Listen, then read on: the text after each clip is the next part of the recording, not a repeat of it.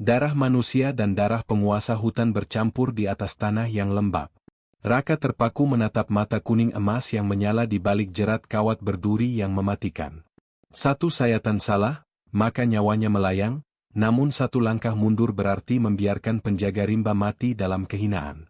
Bagaimana mungkin seorang pemuda yang tidak punya apa-apa berani menantang seluruh desa demi melindungi makhluk yang dianggap iblis? Dan siapa sebenarnya wanita misterius berpakaian putih yang muncul dari balik kabut tebal saat hutan mulai membara? Rahasia besar tentang dendam alam dan cinta yang melampaui logika manusia akan segera terungkap. Mari kita masuk ke dalam kisah yang akan mengubah cara Anda melihat hubungan antara manusia dan semesta, di mana batasan antara kawan dan lawan menjadi kabur dalam kobaran api keserakahan. Langit di atas desa telah berubah menjadi warna jingga yang memuakkan, seolah-olah semesta sedang memperingatkan akan adanya tragedi yang segera tiba. Raka, dengan napas yang tersengal-sengal, memanggul ikatan kayu bakar terakhirnya yang terasa seberat beban hidupnya sendiri. Di tanah lembab yang setiap hari ia lalui, ia menemukan sesuatu yang menghentikan jantungnya. Sebuah jejak kaki besar yang merobek tanah hingga ke akar-akarnya, bersimbah darah merah segar yang masih mengepulkan uap hangat di udara dingin hutan. Naluri kemiskinannya yang selama ini mengajarkan cara untuk bertahan hidup berteriak agar ia segera lari sejauh mungkin. Namun, ada sesuatu yang berbeda kali ini. Rasa lapar akan keadilan dan empati yang jarang dimiliki orang desa lainnya justru membawanya melangkah masuk lebih dalam ke jantung hutan yang terlarang. Di sana, di bawah naungan pohon beringin yang usianya mungkin ribuan tahun, seekor harimau betina raksasa tergeletak miring dengan tubuh yang gemetar hebat. Kaki belakangnya bukan sekadar terluka, melainkan hancur terjerat kawat berduri baja, jenis jebakan yang hanya digunakan oleh para pemburu gelap yang rakus. Raka tahu betul siapa di balik jebakan ini. Itu adalah pekerjaan orang-orang suruhan pejabat desa yang ingin membersihkan hutan demi keuntungan pribadi. Menolong makhluk ini berarti ia sedang mengumumkan perang terhadap otoritas desa yang korup. Namun, saat mata kuning emas itu terbuka perlahan dan menatap langsung ke dalam jiwanya, Raka tidak menemukan kemarahan seorang predator. Ia melihat ketakutan seorang ibu yang sekarat, sebuah penderitaan yang begitu manusiawi hingga membuatnya lupa akan keselamatannya sendiri. Dengan tangan yang gemetar hebat, ia berlutut di tanah yang becek oleh darah. Ia mengeluarkan pisau kecilnya, satu-satunya harta warisan ayahnya, dan mulai memotong kawat baja yang mengunci daging sang penguasa hutan.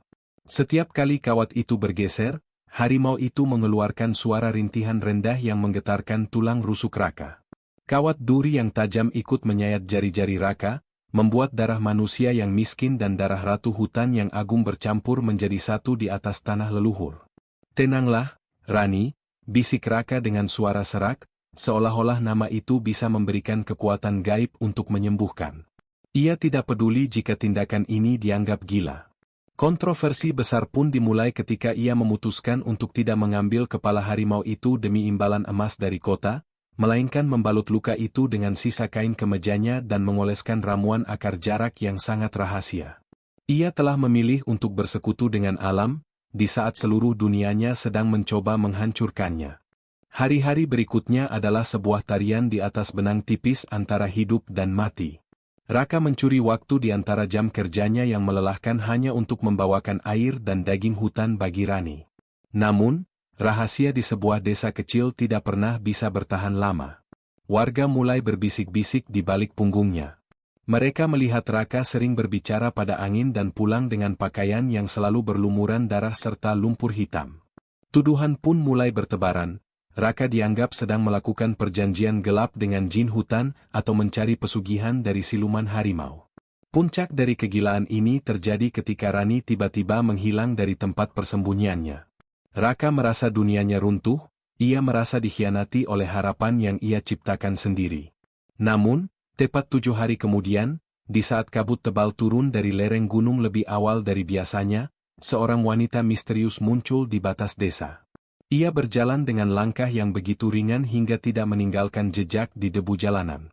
Namanya adalah Rani, dan ia mengenakan pakaian putih yang begitu bersih, sangat kontras dengan kemiskinan dan kekumuhan desa tersebut. Kehadirannya memicu badai kecurigaan. Rani bukan sekadar wanita cantik, Ia memiliki aura yang membuat hewan ternak terdiam dan anjing penjaga merintih ketakutan. Raka yang menyadari siapa wanita itu segera menyembunyikannya di dalam gubuk reotnya. Di bawah cahaya lampu minyak yang temaram, Rani mengungkapkan rahasia berlapisnya. Ia adalah pewaris tunggal dari penjaga rimba yang dikutuk menjadi binatang oleh keserakahan manusia di masa lalu. Ia hanya bisa kembali menjadi manusia jika menemukan seseorang yang mau menumpahkan darahnya sendiri demi keselamatannya, tanpa mengharapkan imbalan apapun. Kontroversi semakin memanas ketika Rani mulai menunjukkan kemampuannya menyembuhkan penyakit yang selama ini dianggap kutukan oleh warga desa. Dengan hanya sentuhan tangannya yang sedingin es, ia menyembuhkan anak-anak yang menderita demam berdarah dan orang tua yang lumpuh bertahun-tahun. Para ibu desa kini bersujud di depan gubuk Raka. Namun para lelaki desa yang dipimpin oleh kepala desa Bagas justru merasa harga diri mereka diinjak-injak. Bagas melihat keajaiban Rani sebagai ancaman nyata bagi otoritasnya dan proyek pembalakan hutan yang telah ia janjikan kepada investor kota demi melunasi hutang-hutang judinya. Di balai desa, Bagas menghasut warga dengan narasi yang sangat keji. Ia menuduh Raka telah melakukan hubungan terlarang dengan siluman demi menguasai desa. "Kita tidak butuh penyembuh yang lahir dari rahim setan," teriak Bagas yang disambut sorakan penuh kebencian. Raka berdiri di depan gubuknya dengan mata yang menyala karena amarah, memegang kapak kayu tua, siap mati demi melindungi wanita yang kini telah menjadi pusat semestanya.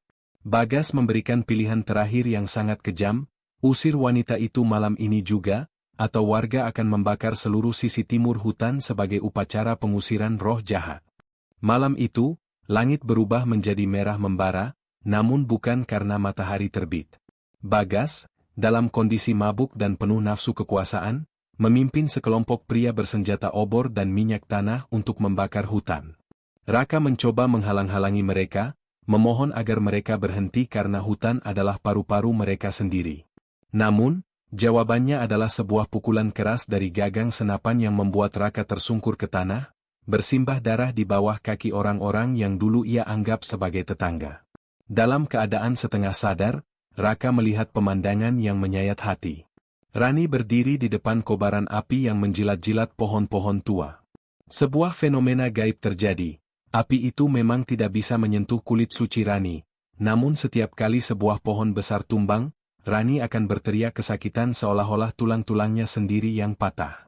Asap hitam yang pekat mulai masuk ke dalam paru-parunya, membuatnya terbatuk-batuk hingga memuntahkan darah hitam yang berbau seperti tanah kering. Ini adalah momen pengungkapan yang paling pahit, nyawa Rani tidak terpisah dari hutan itu.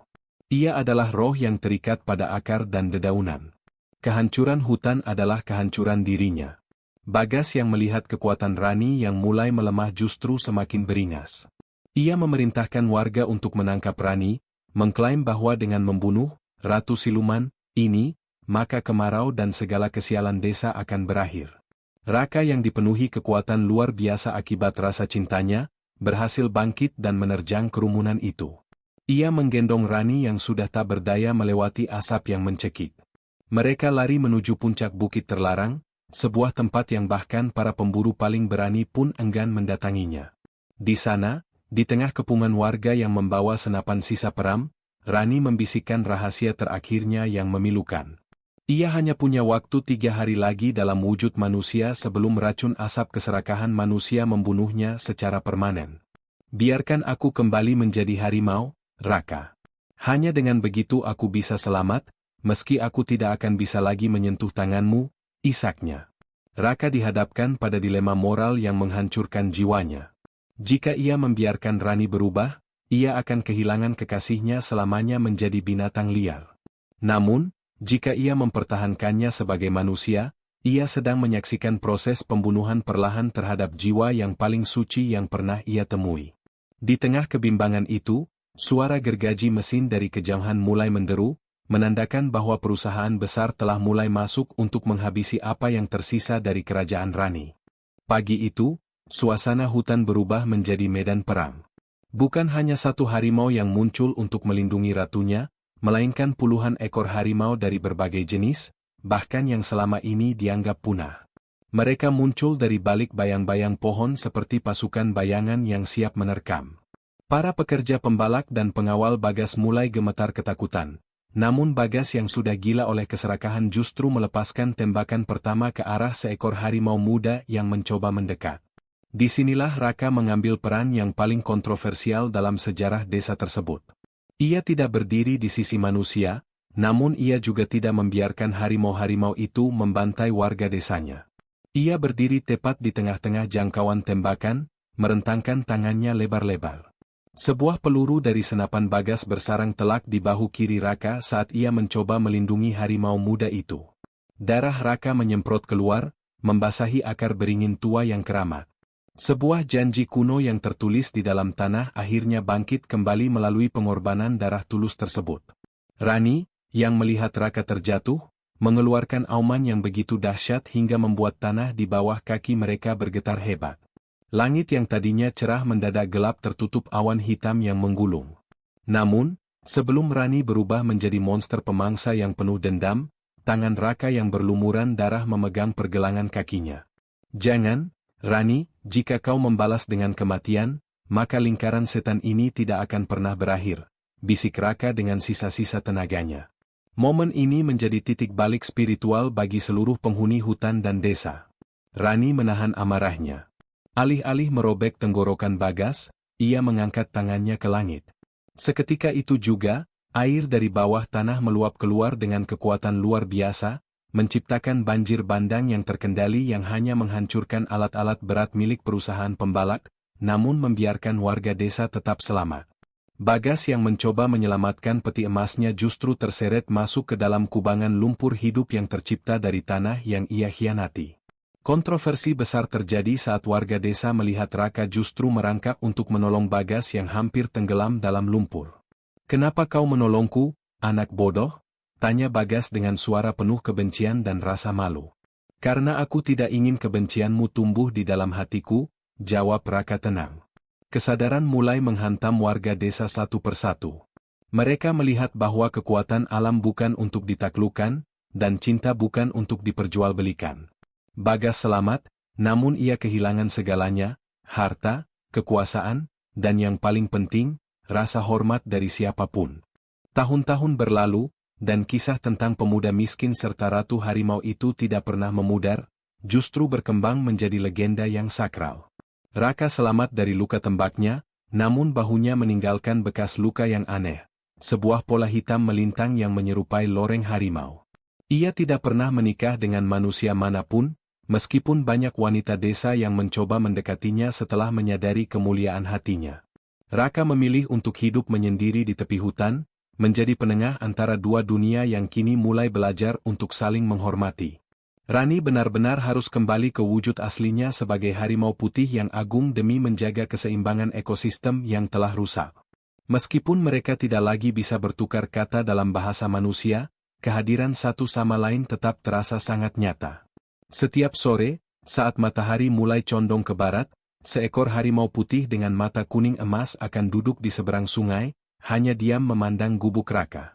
Mereka berkomunikasi melalui desiran angin dan getaran tanah yang hanya bisa dipahami oleh mereka yang jiwanya telah menyatu dengan alam. Desa itu kini telah berubah menjadi desa konservasi yang sangat makmur, namun bukan karena pembalakan hutan. Mereka belajar cara mengelola hutan tanpa merusaknya, mengambil madu dan tanaman obat yang melimpah berkat perlindungan dari para harimau.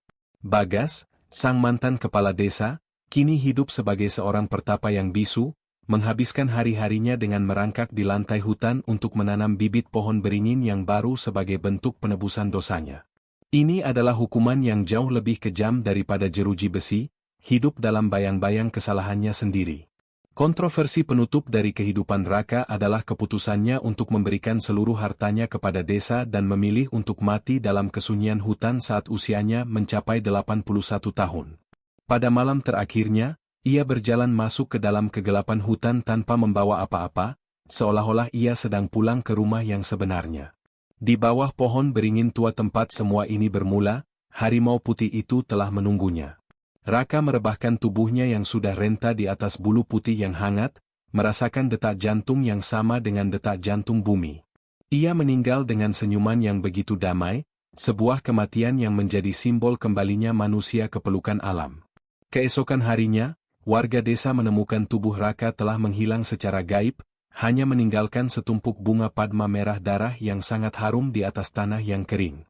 Sejak saat itu, setiap kali ada orang yang berniat jahat untuk merusak hutan, mereka akan mendengar auman ganda yang bersahut-sahutan, seolah-olah ada dua penjaga yang selalu mengintai dari balik kabut, satu binatang yang agung, dan satu jiwa manusia yang telah abadi dalam cinta yang tak masuk akal. Di penghujung perjalanan ini, kita melihat Raka telah bertransformasi dari seorang pemuda miskin menjadi Bapak Loreng, sang legenda penjaga yang hidup dalam harmoni bersama Rani, sang Ratu Rimba, meski dalam wujud yang berbeda. Keberaniannya untuk mencintai tanpa harus memiliki dan ketulusannya dalam menjaga alam telah membawa kedamaian yang abadi bagi desa mereka, membuktikan bahwa luka masa lalu bisa disembuhkan dengan kasih sayang yang tulus. Hikmah utama dari kisah ini adalah bahwa kekayaan sejati terletak pada nurani dan cara kita menghormati kehidupan di sekitar kita, karena apa yang kita tanam di alam, itulah yang akan kita tuai di masa depan. Perlu kami sampaikan bahwa cerita ini adalah fiktif, namun sengaja dirancang serealistis mungkin agar kita dapat memetik pelajaran berharga tentang integritas dan kelestarian lingkungan. Terima kasih tulus telah menonton hingga detik terakhir. Kami sangat ingin mendengar pendapat Anda. Apa hikmah yang paling menyentuh hati Anda atau bagian mana yang menjadi favorit Anda dari kisah Raka dan Rani ini? Silakan tulis di kolom komentar. Jangan lupa berikan like jika Anda menikmati cerita ini, dan subscribe untuk terus mendukung kanal kami menyajikan kisah-kisah inspiratif lainnya.